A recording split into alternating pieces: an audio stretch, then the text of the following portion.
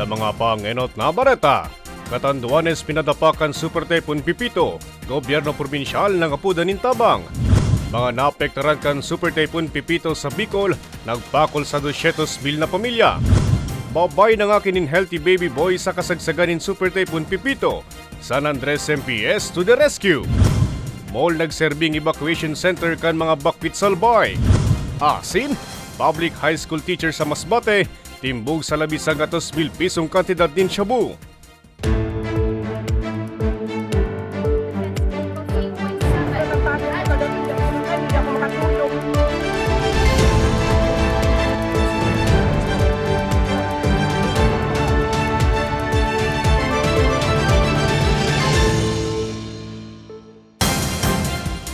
Diyos maray na banggi, uninan mga baretang dapat nindong maaraman ngunya na Lunes, Nobyembre 18, taong 2024.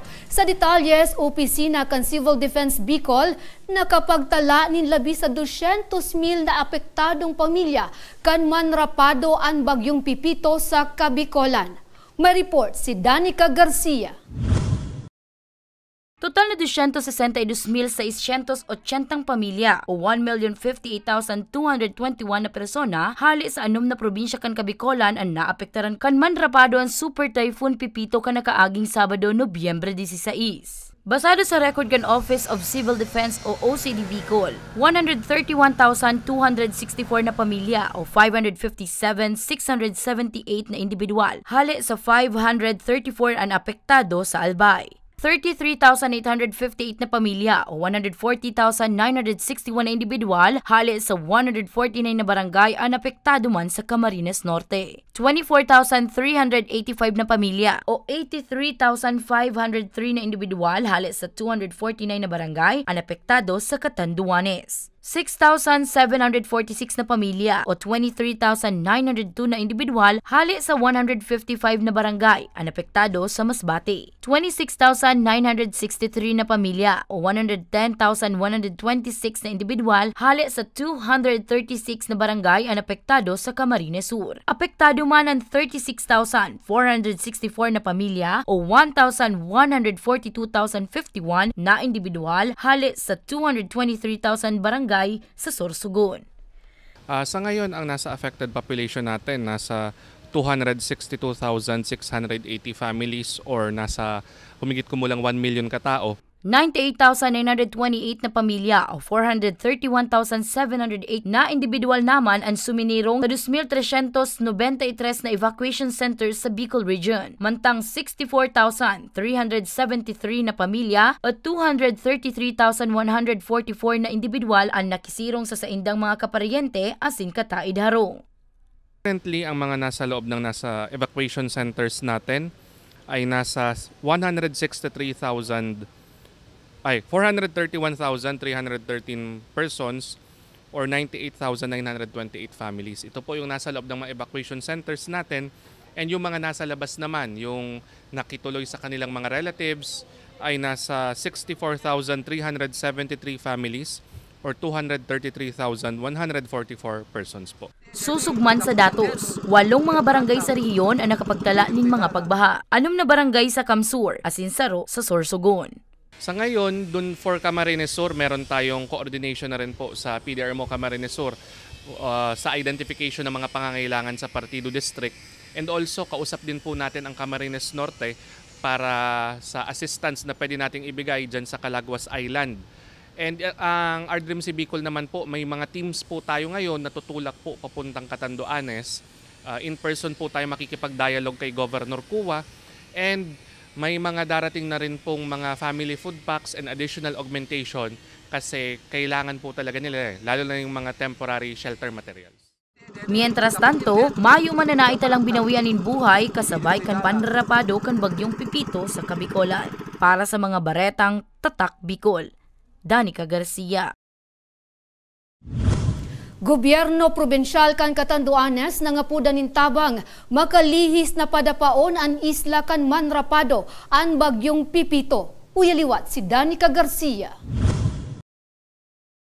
Nangapudan ngunyan nintabang ang gobyerno probinsyal kan Catanduanes sa gobyerno nasyonal asin mga pribadong individual makalihis na rapaduhon ang isla kan bagyong Pipito kan nakaaging Sabado. Sigun sa tagapagtaram kan probinsya na si Camille Andrea Gianan, huli kan sunod-sunod na bagyong uminagi sa isla, urog na kan bagyong Christine kung sain nagdeklara sindan in state of calamity, haros dain ang pondo ang mga barangay, LGUs, Magin ang Kapitolyo. May mga nagpapadara naman da sa indang tabang. Alagad sa kadakulan kan winalat na distroso kan bagyong Pipito, kulang na kulang pa ang mga ini. Siyempre po, ito po yung parati po namin hihingi sa inyo tatlong bagay yung pinaka-urgent need po for us to proceed with our operation sa patuloy na pagkikipag-ugnayan sa MDRMOs, MSWDOs, Emergency Response Units, and national agencies po. Kailangan namin ng tulong para ma-restore ang power sa buong probinsya ng Catanduanes kasi total wala po tayong kuryente dito buong province. Sa telcos po kailangan po namin ng tulong para ma-restore yung mga cell sites kasi pahirapan po ang communication. Wala pong signal po lalo na sa taas, sa northern part. Dito po sa Virac, thankfully meron pa kami pero pahirapan din po, nawawala-wala. And of course, pangatlo, donations po, in-kind donations, food, hygiene kits, water, malinis na damit, construction materials para sa ating mga kababayan na nawalan ng tahanan. Asahan natin, matagal-tagal po ang recovery nito. So, madideplete po yung aming resources kung wala po kami tulong makuha po talaga. So, kailangan po namin tulong. Kabali sa mga napadapang mga banwaan, iyon bagamanok, baras, bato, karamuran, higmoto, pandan asin panganiban. Nagpaluwas naman da si President Ferdinand Marcos Jr. ng 50 milyones pesos na calamity fund, mantang nagpromisama ng 10,000 na food pack si DSWD Secretary Rex Gatchalian. Alagad kulang ini para sustinaran ang pangangaipungunyan kan mga Catanduanon. Sa ngayon po, lahat po ng mga prepositioned goods natin, yung mga natitira pa pong relief goods, immediately po ipinalabas na as much as possible kahapon pagkatapos po manalanta ni Super Typhoon Pepito po. Patuloy din po ang pakikipag-ugnayan ni Governor Kua at ng kanyang tanggapan sa mga nagpapaunlak ng interview or nag-a-ask po ng interview para makapagpanawagan po kami sa labas po ng Catanduanes ng mga donasyon. Bukod dito po, ongoing po ang damage assessment para makakagawa ng damage report ng iba't ibang emergency agencies po. Kasama dyan ng mga uniformed personnels, kasama po ang DPWH, DNR, ang ating agriculture office po. Kasama po yan lahat para makapag-provide ng damage reports. Pati po ang DepEd po. Ang PDRMOs naman po natin, ang MDRs, pati MSWDOs, patuloy po na nagko-compile ng data din po para sa mga SIPREPs natin. Mientras tanto, basado sa pinakahuring datos kan probinsya na pigpaluwas kasuod mang hapon, daing na italang casualties sa 6 na banwaan kan probinsya na pigpapasalamat ng gadgan gobyerno probinsya. Para sa mga baretang Tatak Bicol, Danica Garcia. Pagrasay nin daga liwat na nanutaran sa banwaan nin Tiwi Albay kan manrapado ang bagyong Pipito. Pa-report si Regine Bue. Nakabalik na sa indang harong ang residenteng si Evelyn kang barangay Mayong Tiwi Albay kasuod mang aga. Nagkaperang metro sanaan sa indang residensya kung sa inliwat na nagkaiguanin pagrasay ning daga makalis naman rapado ang bagyong Pipito sa kabikulang kanakaaging Sabado. Sabi niya naging adal na sa indaan na eksperyensyahan indang kadipisilang kan bagyong Christine. Kaya antes pa man naman rapado ang bagyong Pipito kanakaaging Sabado, dai na sinda nagduwa-duwa pang mag-ibakwar. Pigpapasalamat niya man na dai na nagrabe kan bagyong Pipito ang probinsya nin Albay, partikular na sa indang banwaan. Alagad yaon manggiraray daan sa indang kahaditan sa humaanin landslide sa indang lugar. Maayos lang uni. Mapakaray lang na maray po. Nganing di maapektado ang sa mga harong dito. Sa ibong kan pagkakaigwaliwat ni landslide, labi man na pigpapasalamat ni Kagawad Emerlina Dacer ang pagkukusa na kan sa indang mga kabarangay na mag-ibakwaran naging rason kaya daing nadan niya na buhay sa indang lugar. Ang panahon ngo niyan dayta po madeterminaran na pirmi po makusog na bago po mag-abot ang typhoon dapat po ang tabo na safety na po.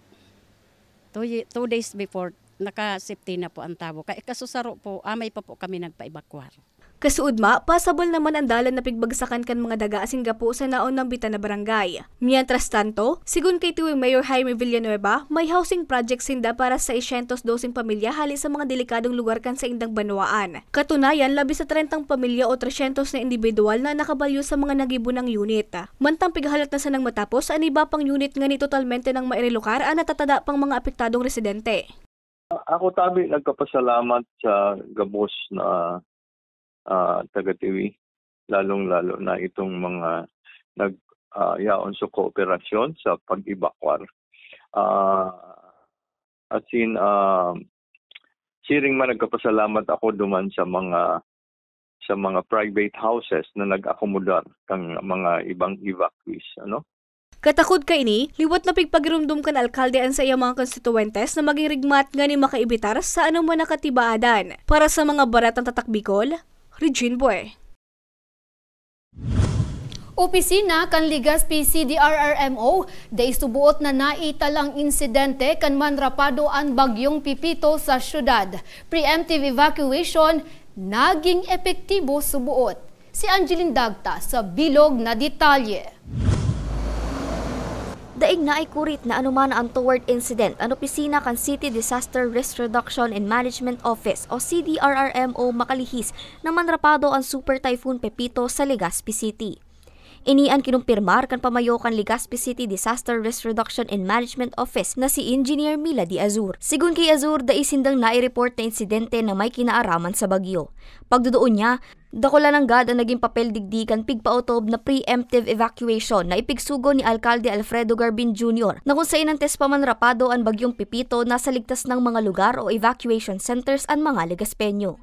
Well, syempre, knowing the gaps, so nag-post assessment din kami on the part of CDRRMO, so na-realize namin kung ano yung mga gaps. So kung ano yung doable in a short span of time, between now, post Pipito, until the next, kung meron pa man, sana wala na, until the next, then kung ano yung doable po pwede pang ma-improve na, then that is what we are focusing now.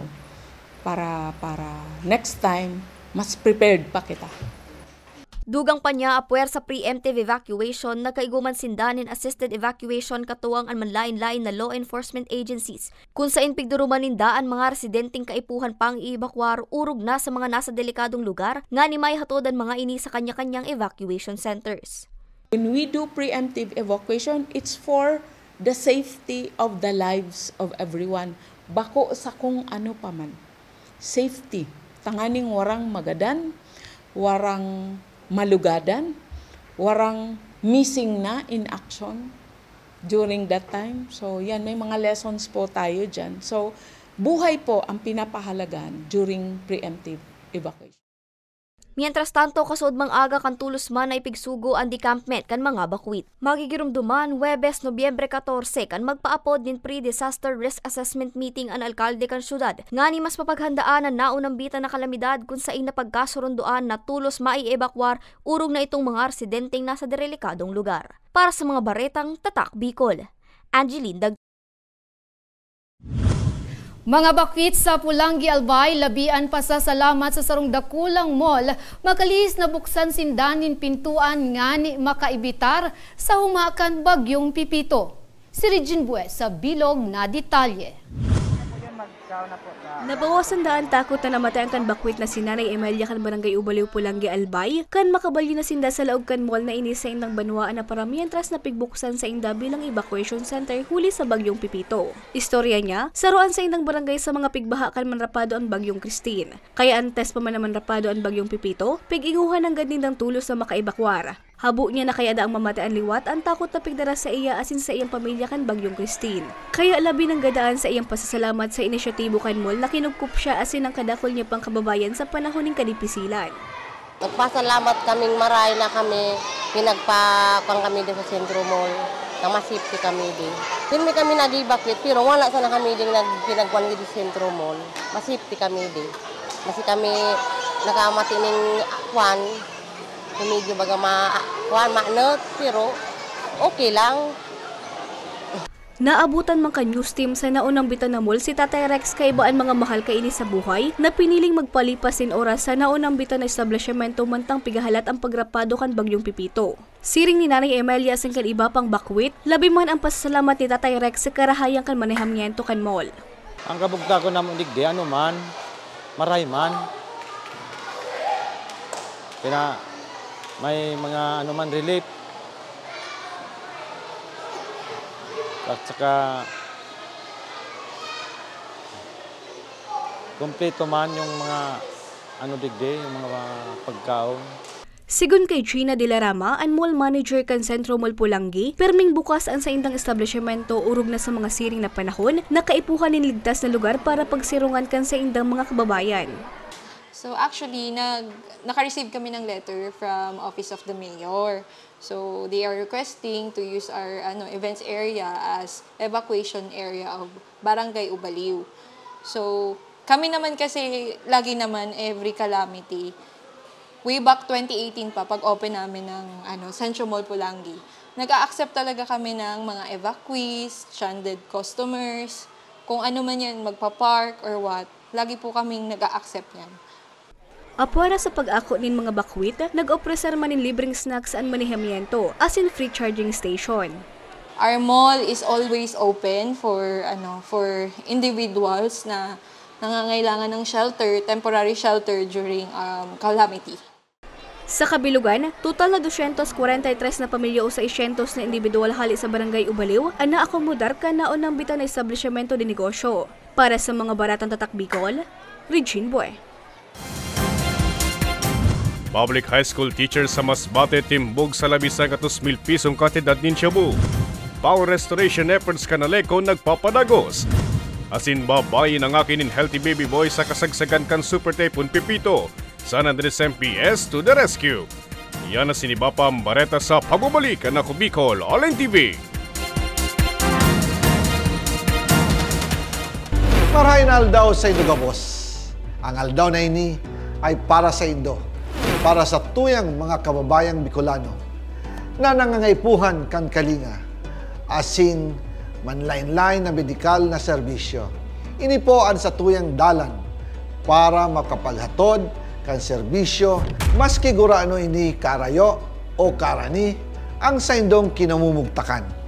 Ang Tarabangan Caravan ay sarupong inisyatibo kanako Bicol Party List na igwang layunin na darahon ang serbisyo medikal asin dental direkta sa saindong mga komunidad. Aram po niya to na daigabos may kakayahan o pagkakataon na makaduman sa ospital o klinika. Kaya't kami na po ang nagrarani sa Indo. Kaibahan ang matitibay na doktor, dentista, medical personnel, asin mga volunteer kan ako Bicol Party List. Libre po gabos ang serbisyo medikal, dental, laboratory, asin mga bulong. Wala po kamo na dapat ihadit sa gastusin taini ay para sa indong kalusugan.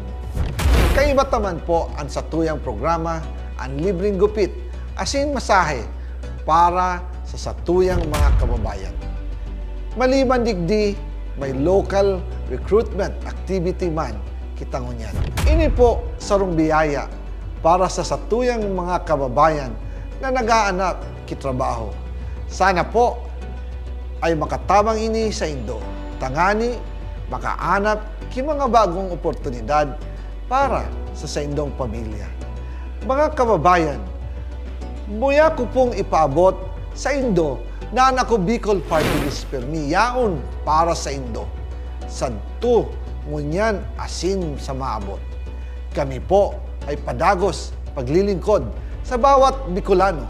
Kami po ay nagpapasalamat sa saindong padagos na suporta.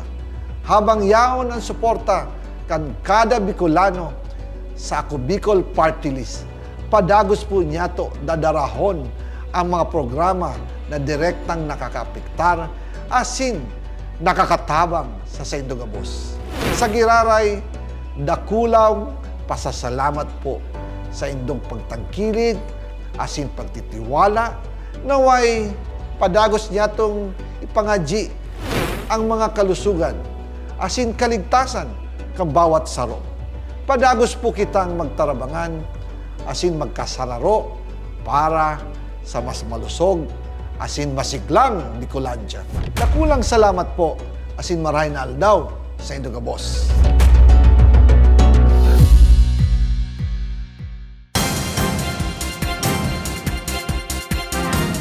Nagbabalikan ako Bicol Online TV.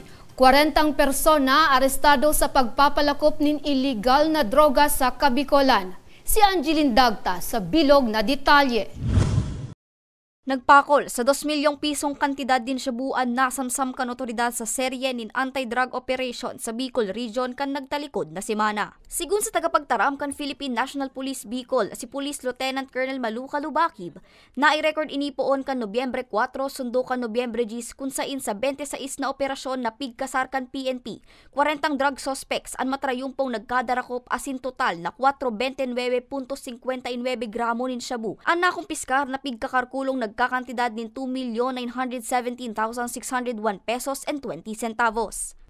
Ever since po the year started, malaki na yung accomplishment natin sa illegal drugs.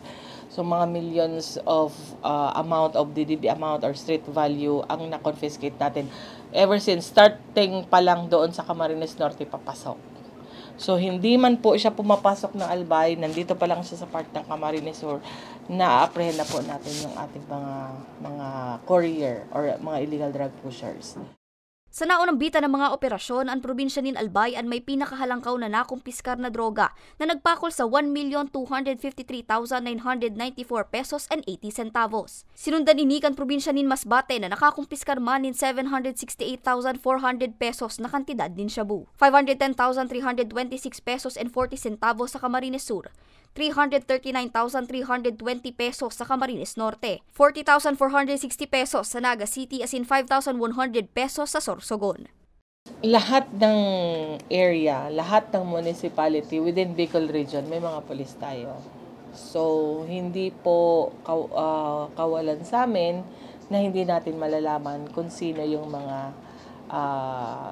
illegal drugs operator, yung mga dealers, yung nagpo-push ng illegal drugs. So may mga operatiba tayo na nagmo-monitor. So chances are, we coordinate with the barangay officials. And then may mga information din na pumapasok sa amin, anonymous, na they are informing us na merong mga nagpo-push dito ng illegal drugs. So, napaka-vital po sa amin yung mga ganong information for us to operate and for us na ma-apprehend namin yung mga nagtutulak. Katakod kayo ni siniguro kan PNP Bicol sa pamamayo ni Police Brigadier General Andre Dizon na mas papakusugon panindaan kampanya kontra illegal na droga asin tututukan ang mga primary suppliers kaini sa rehiyon nga ni dagos ng matuldukan ang paglakop kan pinagbabawal na droga. Para sa mga baretang Tatak Bicol, Angeline Dagta. Sa katakod na bareta, sarong paratukdoan inaresto kan kapulisan, makalihis na maimbwelto man sa pagpapalakop nin illegal na droga sa banwaan nin Mobo, Masbate. Uyaliwat si Angeline Dagta.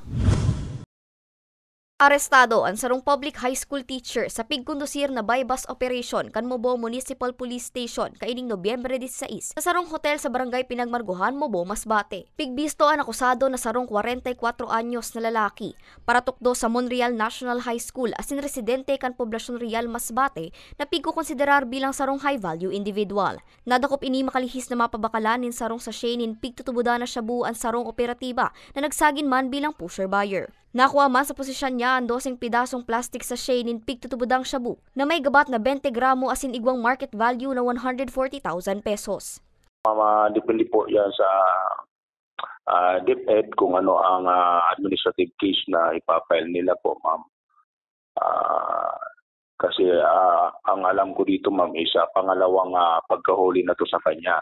Nahuli siya dati sa Montreal. Bali sa record check namin is nahuli na to siya dati by bus din, 2010 or 19 siguro, ma'am, bus sa ano.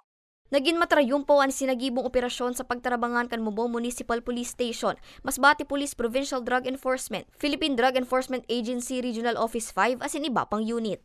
Sa ngalan po ng kapulisan dito sa Masbate ay Kami po ay nanatiling tapat sa pagsugpo ng illegal na droga at patuloy na hinikayat ang publiko na makipagtulungan upang mapanatili ang kaayusan at kaligtasan ng ating komunidad po. Ang laban po kontra droga ay tungkulin ng bawat isa. Hindi namin hinayaan na masira po ng droga ang kinabukasan ng mga mamamayan natin. Sa presente, nasa kustudiya na Kanmobo MPS ang sospek para sa magkakanigong disposisyon.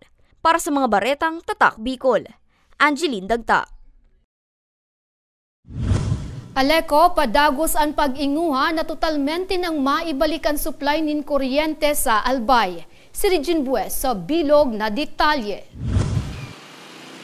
Naibalik na ang supply din kuryente sa halos kadaklan na lugar sa probinsya ng Albay makalis naman rapado ang bagyong Pipito kanakaaging Sabado, Nobyembre 16. Sigun sa tagapagtaram kan Albay Electric Cooperative Incorporated o Aleco ni si Ange Galero, nasa 88% na ang mga lugar na nasupplyan na nindaning kuryente. Kadaklan sa mga may kuryente na anhali sa mainland areas na posibleng enterong mapailawan naman ngunya na si Mana. Mga iba pa pong areas hindi sa probinsya kan Albay, na as of the moment isolated pa rin po dahil may mga nailing kitang mga damages like ining mga nagkaturumbang poste and mga naputol na mga wires. But rest assured na ang samuyang technical team, especially ang our linemen, ay 24/7 po sila naka-duty para ma-restore ang power. Padagos mandaan sa indang pigigibong restoration efforts ngani totalmente nang maibalik ang supply ng kuryente. Basado sa record, 9 na barangay pa sa Tabaco City ang daipang kuryente. 3 sa Malinaw, 2 sa Santo Domingo, 25 sa Bakakay partikular sa mga nasa coastal areas, 3 sa Malilipot, 16 sa Kamalig, 5 sa Jovillar, 3 sa Ginubatan, 15 sa Manito, 2 sa Daraga, 28 sa Rapu-Rapu asin 2 sa Ligao. Huli ka ini, hinagad man kan Aleco ang pagsabot kan sa indang mga miyembros konsumidor. Katapos po na naglihis so malaot na kamugtakan kan panahon, tulos-tulos po nagpuon sa restoration and as of now, ongoing po ang samuyang teams. Liwat man na nagpagiromdom ang tagapagtaram na iwasan ang pagkapot sa mga nakalaylay na linya ng kuryente, urog pa na nagpapadagos pa sa indang restorasyon. Para sa mga baratang Tatak Bicol, Regine Boy. Mga kabuhan kan San Andres Municipal Police Station pigahangaan huli kan pagtaong asistensya sa sarong babae na inabot nin labor sa kasagsagan kan panrarapado kan bagyong Pipito sa Catanduanes. Si Danica Garcia sa bilog na detalye.